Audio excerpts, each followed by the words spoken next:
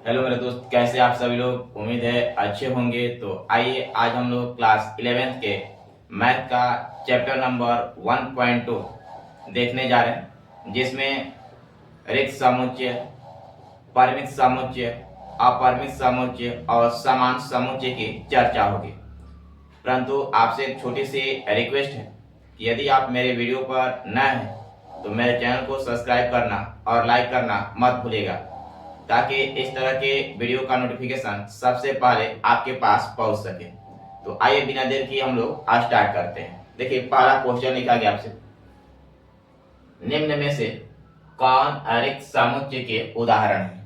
पहले हम लोग रिक्त समुच्चय के बारे में जान लेते हैं कि वैसा समुच्चय जिसके अंतर्गत अवयवों की संख्या शून्य हो, वैसा समुच्चय जिसके अंतर्गत अवयव की संख्या शून्य हो, उसको हम लोग रिक्त समुच्चय कहते हैं। ठीक, और रिक्त समुच्चय को किससे सूचित करते हैं? तो रिक्त समुच्चय को हम लोग फाई से सूचित करते हैं। ठीक, तो पहला आपका क्वेश्चन लिखा गया कि निम्न में से कौन रिक्त समुच्चय के उदाहरण है। तो पहला क्वेश्चन देखिए, लिखा गया 2 से भाज्य विषम प्राकृत संख्याओं का समुच्चय। मतलब कौन ऐसी संख्या कौन ऐसी विषम प्राकृत संख्या है जो 2 से भाज्य हो सकती है। देखिए, तो विषम प्राकृत संख्या में हम लोग क्या क्या लिख सकते हैं? 1 हुआ, 3 हुआ, 5 हुआ, 7 हुआ, ऐसे डॉट डॉट हुआ। क्या हम इसको 2 से भाग देंगे तो क्या यह पूर्णतः विभाजित हो सकती है? 2 से भाग देने पर बताइए कि पूर्णतः विभाजित होगी? नहीं ना हो सकती है। ठीक, अर्थात 2 से भाज्य विषम प्राकृत संख्याओं का समुच्चय कैसा समुच्चय कहलाएगा? तो रिक्त समुच्चय कहलाएगा। यानी कि 12 नंबर आपका ऑप्शन क्या है? सही है, यह एक रिक्त समुच्चय का उदाहरण है। दूसरा आपसे प्रश्न लिखा गया कि सम अभाज्य संख्याओं का समुच्चय। ठीक, मतलब कौन कौन सी ऐसी संख्या है जो सम में है और क्या अभाज्य भी है। ठीक, तो सम अभाज्य संख्याओं का यदि हम लोग समुच्चय लिखे तो क्या मिलेगा हमारे? देखिए, तो कैसी संख्या है? सम अभाज्य संख्या है, मतलब इसके अंतर्गत अवयव की एक संख्या है।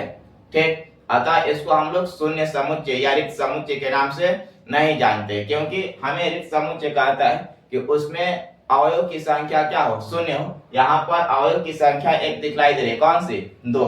ठीक, यानी कि क्वेश्चन नंबर जो ऑप्शन 2 इसका है बी, कि सम अभाज्य संख्याओं का समुच्चय या एक रिक्त समुच्चय नहीं कहलाता है। ठीक, तीसरा लिखा गया आपसे कि x such that x एक प्राकृत संख्या है। क्या है? x एक प्राकृत संख्या है। ठीक, जो क्या x का जो मान है वह 5 से क्या है? छोटा है, और साथ ही साथ 7 से क्या है? बड़ा है। अब मतलब कोई ऐसी प्राकृत संख्या है जो 5 से छोटी हो सकती है, ठीक, परंतु 7 से क्या हो? बड़ी हो। तो 5 से छोटी होगी तो वह 7 से बड़ी नहीं होगी। ठीक, तो एक इसका मतलब यही हुआ कि जो हमारा लिखा गया ऑप्शन नंबर सी कि x such that x एक प्राकृत संख्या है। ठीक, और x लेस देन 5 और साथ ही साथ x ग्रेटर देन कितना? 7। अगर हम इसका भी समुच्चय लिखे तो इसमें अवयव की संख्या क्या होगी? शून्य होगी। मतलब कि आज तक कभी कोई संख्या बनबे नहीं की है कि जो 5 से क्या होगी? छोटी होगी, परंतु वह 7 से बड़ी होगी। ऐसी कोई प्राकृत संख्या है? नहीं है। इसका मतलब कि यह भी क्या है हमारा? तो यह एक रिक्त समुच्चय है। और इसका ऑप्शन नंबर डी कह रहा है आपसे कि y such that y किन्हीं भी 2 समांतर रेखाओं का उभयनिष्ठ बिंदु है। ठीक, y such that y किन्हीं भी 2 समांतर रेखाओं का उभयनिष्ठ बिंदु है। ठीक, जैसे आप देख सकते हैं, एक समांतर रेखा यहाँ पर ले लिया गया और एक समांतर रेखा यहाँ पर ले लिया गया। क्या इसके बीच कोई एक ऐसा उभयनिष्ठ बिंदु ले सकते हैं जो इस रेखा पर भी आ जाए और इस रेखा पर भी आ जाए? ठीक, उभयनिष्ठ का मतलब यही ना होता है। उभयनिष्ठ का मतलब कि यह बिंदु दोनों रेखा पर क्या हो? AB अगर रेखा है तो AB पर भी बिंदु आ जाए, और CD एक रेखा है तो CD पर भी एक बिंदु आ जाए। इसका मतलब आपसे बोला है कि y such that y किन्हीं भी 2 समानांतर रेखाओं का उभयनिष्ठ बिंदु है? नहीं हो सकता है। ठीक, इसका मतलब ये भी क्या है? आपका रिक्त समुच्चय है। यानी कि कौन कौन सा रिक्त समुच्चय हुआ? तो ऑप्शन नंबर ए, ठीक, ऑप्शन नंबर सी और ऑप्शन नंबर डी। आगे संख्या 2 देखते हैं। देखिए क्या लिखा है आपसे कि निम्नलिखित समुच्चयों में से कौन परिमित और कौन अपरिमित समुच्चय है। ठीक, आपको बतलाना है कि जो दिया गया समुच्चय है, इस समुच्चयों में से कौन सा परिमित समुच्चय है और कौन सा अपरिमित समुच्चय है।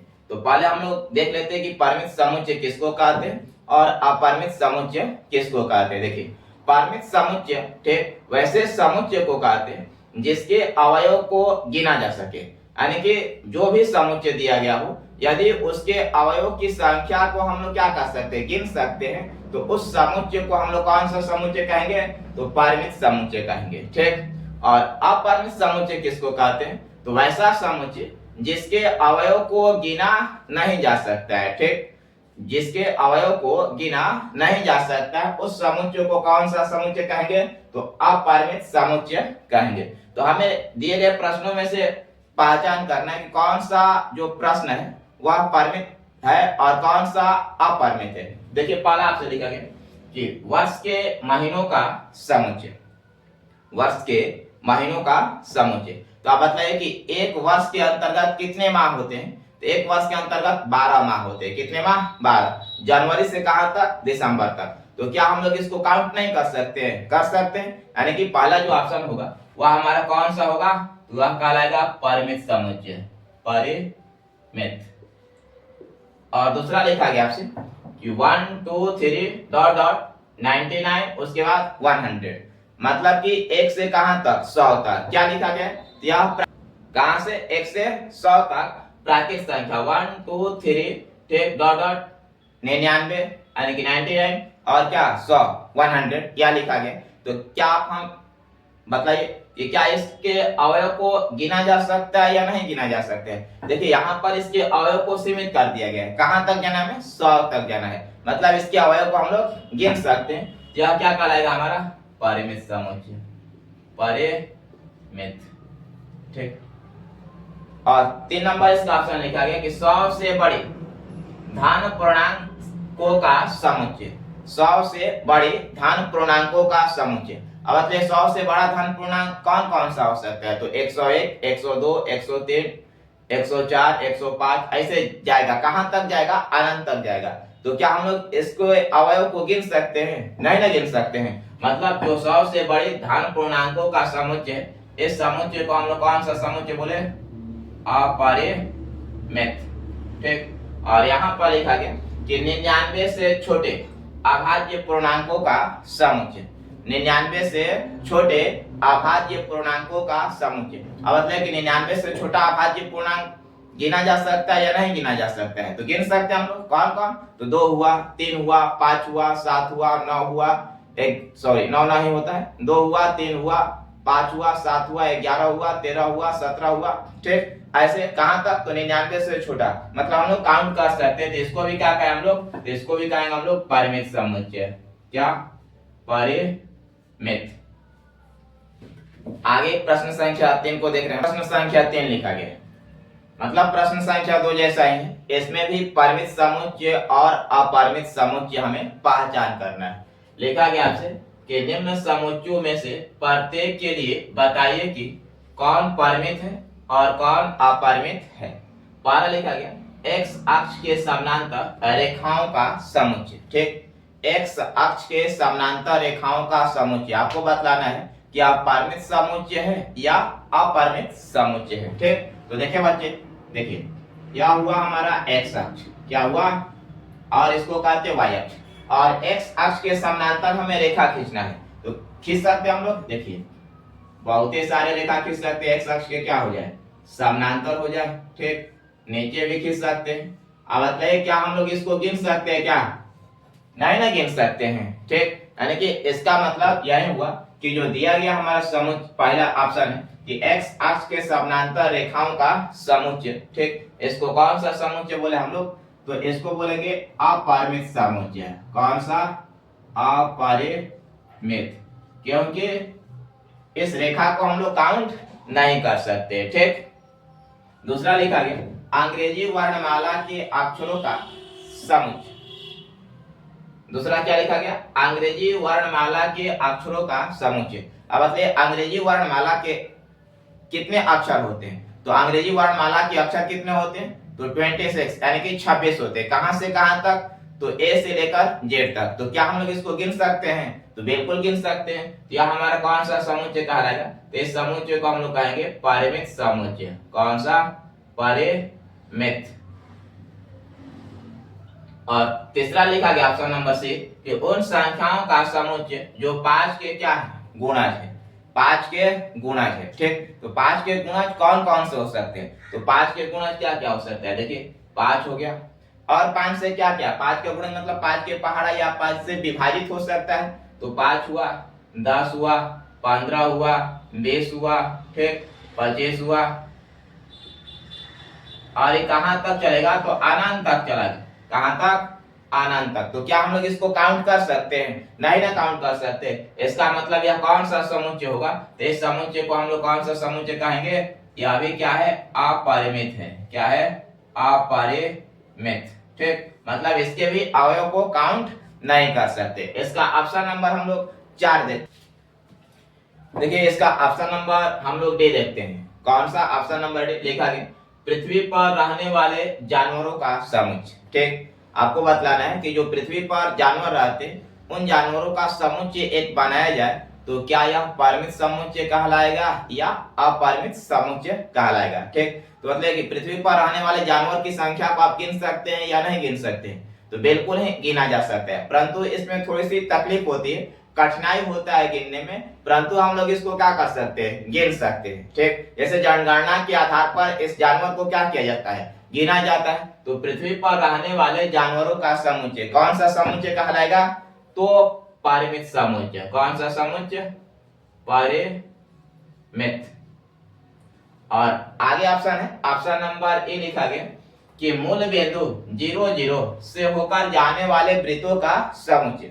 मूल बिंदु से होकर जाने वाले वृत्तों का समुच्चय। बोलिए जैसे हम लोग देखिए यहाँ पर मान लेते हैं एक्स अक्ष और क्या हो गया, वाई अक्ष हो गया और इसको हम लोग क्या कहते हैं? मूल बिंदु, जिसका निर्देशांक कितना होता है? 0,0। यहां से होकर जाने वाले वृत्तों के समुच्चय, मतलब ऐसे हम लोग वृत्त खींच सकते हैं ना, ठीक। और कितनी मात्रा में खींच सकते हैं? तो अनंत खींच सकते हैं, जिसको हम लोग काउंट नहीं कर सकते। तो इस समुच्चय को हम लोग कौन सा समुच्चय बोले थे? इस समुच्चय को हम लोग कहेंगे कौन सा? अपरिमित। कौन सा? अपरिमित समुच्चय, ठीक। आगे हम लोग प्रश्न संख्या 4 को देखेंगे। चलिए हम लोग देखते हैं प्रश्न संख्या 4। क्या लिखा गया आपसे कि निम्न में बताइए कि a बराबर b है अथवा नहीं। यानी कि समुच्चय जो a है वह समुच्चय b के बराबर है या नहीं। तो a बराबर b का मतलब होता है, a बराबर b का यही मतलब होता है कि a और b दोनों का दोनों क्या कहलाता है? सामान्य समुच्चय कहलाता है। तो आइए हम लोग देख लेते हैं पहले कि सामान्य समुच्चय कहते किसको है, ठीक। तो देखिए वैसे दो समुच्चय या a और b, वैसे दो समुच्चय, ठीक, जिसमें a के प्रत्येक अवयव, a का प्रत्येक अवयव सेट b में भी क्या हो? उपलब्ध हो, और सेट b का भी प्रत्येक अवयव सेट a में क्या हो? उपलब्ध हो, ठीक। कहने का मतलब कि a का ही अवयव किस में दिखलाई दे? b में दिखलाई दे, और b का अवयव किस में दिखलाई दे? a में दिखलाई दे। तो उसको हम लोग क्या कहते हैं? सामान्य समुच्चय। और उस परिस्थिति में हम लोग कहते हैं कि a बराबर है किसके? तो b के, ठीक। देखिए यहाँ पर लिखा गया a बराबर कितना लिखा गया? पहला ऑप्शन लिखा गया आपसे a बराबर a b c और कितना? d। और b में भी देख लीजिए क्या लिखा गया? d c b a। यानी कि जो a का अवयव है वह अवयव b में दिखलाई दे रहा है कि नहीं दिखलाई दे रहा है? दे रहा है। और b का भी अवयव किस में दिखलाई दे रहा है? a में दिखलाई दे रहा है। भले इसका क्रम जो है इधर से उधर लिखा गया है, लेकिन a के सभी अवयव b में है और b के भी सभी अवयव क्या है? a में है। यानी कि a यहाँ पर a बराबर b है, तो यहाँ पर a बराबर b है, ठीक। यहाँ पर हम लोग क्या लिख लिए कि a जो है वह b के क्या है? बराबर है। दूसरा लिखा गया आपसे ऑप्शन नंबर बी कि a बराबर 4 8 12 16। 4 8 12 16। तो क्या देखिए कि a का प्रत्येक अवयव b में दिखलाई दे रहा है। 4 तो दिखलाई दे रहा है, 8 भी दिखलाई दिया, लेकिन 16 दिखलाई दिया, 12 दिखलाई दिया नहीं दिखलाई दिया। और b का जो अवयव है कौन सा? 18, क्या वह a में दिखलाई दिया? नहीं दिखलाई दिया। यानी कि यहाँ जो है a नॉट इक्वल टू क्या है? b है, ठीक। a not equal to b, यानी कि इसमें a बराबर b नहीं है। और तीसरा ऑप्शन, ऑप्शन नंबर सी दिया गया आपसे कि a बराबर 2 4 6 8 और कितना? 10। और यहाँ पर बी नंबर सेट क्या लिखा गया कि x सच दैट x समधान पूर्णांक है, जो लिखा गया x less than equal to 10, यानी कि x का मान जो होगा वह क्या होगा 10 के बराबर होगा, नहीं तो 10 से क्या होगा छोटा होगा। और कैसा होगा तो धान समधान पूर्णांक। ठीक, तो समधान पूर्णांक यानी क्या क्या हो सकता है आपका 2 हुआ, 4 हुआ, 6 हुआ, 8 हुआ और कितना हुआ 10। अब देखिए कि a का प्रत्येक अवयव b में दिखलाई दे रहा है और b का भी प्रत्येक अवयव किस में दिखलाई दे रहा है a में दिखलाई दे रहा है। यानी कि यहाँ पर हम लोग क्या कह सकते हैं कि a जो है वह बराबर है, किसके बराबर है b के बराबर है। यानी कि ऑप्शन नंबर जो सी है वह उसमें भी लागू हो रहा है क्या a बराबर b।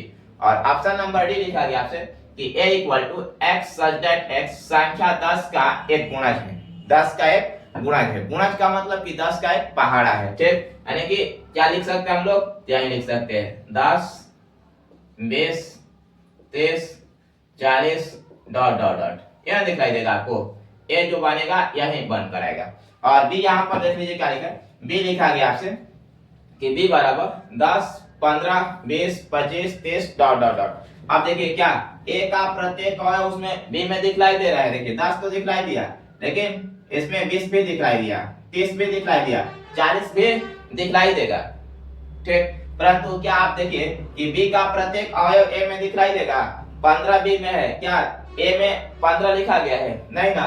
बी में 25 है, क्या ए में 25 दिखलाई देगा आपको, नहीं ना दिखलाई दे रहा है। ठीक, यानी कि कहने का मतलब कि डी नंबर जो ऑप्शन है उसमें ए नॉट इक्वल टू क्या है बी है। यानी कि क्या लिख सकते हैं यहाँ पर हम लोग ए नॉट इक्वल टू बी, यानी कि यह ए बराबर बी नहीं है। यहाँ पर ए बराबर बी था, यहाँ पर हम लोग साइन का चिन्ह लिखे 9 का चिन्ह लगाया गया, उसमें ए बराबर बी है और जिसको काट दिए हैं उसमें ए बराबर बी नहीं है, यानी कि ए नॉट इक्वल टू क्या है वह बी है। कोई दिक्कत।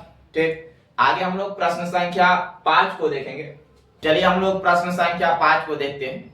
देखिए क्या लिखा है, क्या निम्नलिखित समुच्चय युग्म समान है, कारण सहित बतलाइए। ठीक, आपको पहचान करना है कि दिया गया जो समुच्चय युग्म है वह समुच्चय युग्म समान समुच्चय कहलाता है या असमान समुच्चय कहलाता है। देखिए पहला प्रश्न लिखा गया a इक्वल टू 2 3 और b equal to x such that x समीकरण x स्क्वायर प्लस 5x कितना है 5x प्लस 6 बराबर 0 का एक हल है। तो पहले हम लोग इसका हल निकाल लेते हैं कि x का कौन कौन सा मान होगा। तो आइए देखते हैं हम लोग। देखिए लिखा गया आपसे x स्क्वायर प्लस में कितना 5x प्लस 6 इक्वल टू 0।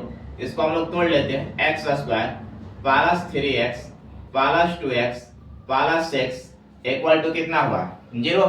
यहाँ से हम लोग x को कॉमन ले लेते हैं तो निकल कर आया x प्लस कितना 3 और यहाँ से 2 को कॉमन ले लिए तो निकल गया ये भी x प्लस कितना 3 इक्वल टू में कितना 0।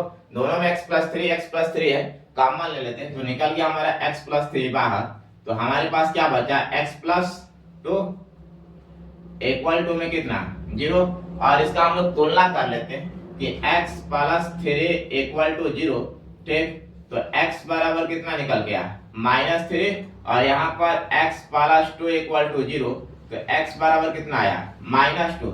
यानी कि b में जो अवयव हुआ वह कौन कौन से अवयव हुए तो -2 और कितना -3।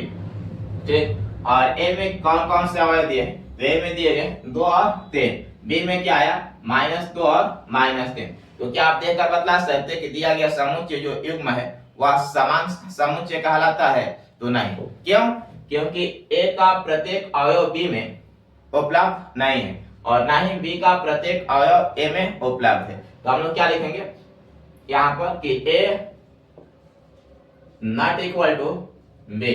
ठीक, और कारण में क्या लिखेंगे, कारण में यह लिखेंगे कि समुच्चय a के प्रत्येक अवयव b में और b के प्रत्येक अवयव a में उपलब्ध नहीं है। क्या नहीं है, उपलब्ध नहीं है। ठीक, अतः दिया गया समुच्चय युग्म समान समुच्चय नहीं है।